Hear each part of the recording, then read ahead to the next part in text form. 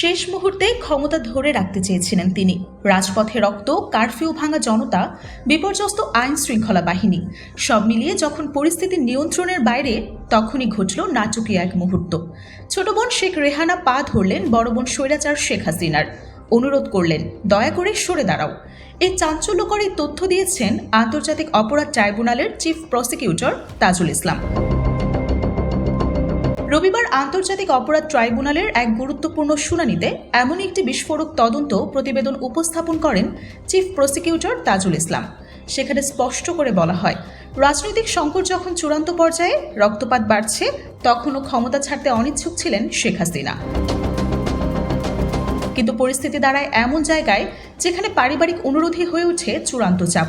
শেখ রেহানা, যিনি রাজনীতির আড়ালে থাকেন, তিনি সামনে এসে একগুঁয়ে বোনকে বোঝাতে বাধ্য হন, এমনকি শেখ হাসিনার পা পর্যন্ত ধরে ফেলেন। প্রতিবেদনে আরও বলা হয়, শেখ হাসিনাকে বোঝাতে বিদেশে থাকা ছেলে সজীব ওয়াজেদ জয়ের সাথেও টেলিফোনে কথা হয়। সে কথোপকথনের পরই ধীরে ধীরে গলে পড়েন তিনি। এরপর একটি গোপন সিদ্ধান্তে গণভবনে ডেকে নেন 3 বাহিনীর প্রধান ও আইজিপিকে। সকাল 10:30টার দিকে হতাশা ও ক্ষোভ প্রকাশ করেন তিনি। চিফ প্রসিকিউটর তাজুল ইসলাম জানান, আইনশৃঙ্খলা বাহিনী তখন কার্যত অকার্যকর হয়ে পড়ে। রাস্তায় নেমে আসে উত্তাল জনতা, যারা কারফিউ ভেঙে প্রতিবাদ জানাচ্ছে।